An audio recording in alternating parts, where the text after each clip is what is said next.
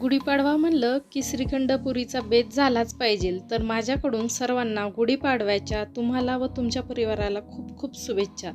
तर चला मग आपण रेसिपीला सुरुवात करूयात. तर इथे बघू शकता तुम्ही एकूण एक सर्व पुऱ्या इथे फुललेल्या आहेत. तर ह्या पुऱ्या फुलण्यासाठी इथे टिप्स दिलेली आहेत. चला मग रेसिपीला सुरुवात करूया. या ठिकाणी मी काचेचा बाउल खाली घेतलेला आहे. त्यावर चाळणी घेऊन त्यावर रुमाल अंथरून घ्यायचा आहे आणि इथे मी अर्धा लिटर दही घेतलेलं आहे. हे दही आपल्याला या रुमालामध्ये घट्ट असं बांधून घ्यायचं आहे.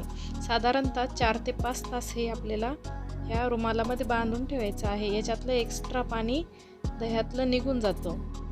या ठिकाणी मी दह्यावर असं ओझं ठेवलेलं आहे जड, यातलं सर्व पाणी निघून जावं म्हणून. इथे मी पुरीची तयारी करत आहे. 1 वाटी गव्हाचं पीठ, 4 चमचे बेसन पीठ आणि 2 चमचे रवा घेतलेला आहे. चवीप्रमाणे मीठ आणि साखर आणि कडकडीत असं तेलाचं मोहन टाकून याला चमच्याने व्यवस्थित मिक्स करून घ्यायचं आहे आणि याचा घट्टसर असा पाणी टाकून गोळा बनवून घ्यायचा आहे.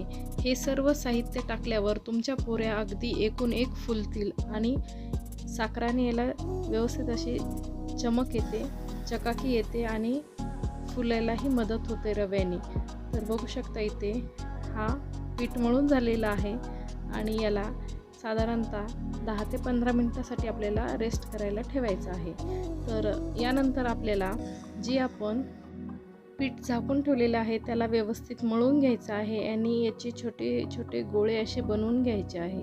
त्यानंतर आपल्याला ह्या गोळ्याला खाली व्यवस्थित पीठ टाकून याचे अशी गोल अशी पुरी लाटून घ्यायची आहे.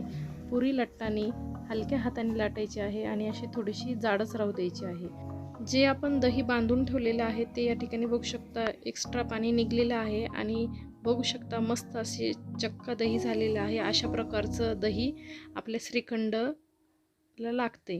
तर या ठिकाणी मी एका बाउलमध्ये काढून घेतलेले आहे याला व्यवस्थित असं फेटून घ्यायचं आहे. दही व्यवस्थित फेटल्यावर हे फ्लफी होते, असं व्यवस्थित होते. तर यानंतर आपल्याला यामध्ये 5 ते 6 चमचे पिठी साखर टाकून घ्यायची आहे आणि विलायची. या ठिकाणी मी विलायची फ्लेवर श्रीखंड करत आहे. तर यामध्ये विलायची टाकून यामध्ये ड्रायफ्रूट टाकलेले आहेत, जे तुम्हाला आवडतील ते टाकून घ्या आणि व्यवस्थित परत मिक्स करून घ्या. या ठिकाणी झालेलं आहे आपलं श्रीखंड. इथे मी तेल तापायला ठेवलेलं आहे आणि ज्या आपण पुऱ्या लाटून घेतलेल्या आहेत त्या व्यवस्थित एक एक करून सोडून घ्यायच्या आहेत आणि व्यवस्थित अशा भाजून घ्यायच्या आहेत. तर मग रेडी आहे आपली श्रीखंड पुरी. तर या गुढीपाडव्याला नक्की करा. आवडला असेल तर लाईक करा, शेअर करा.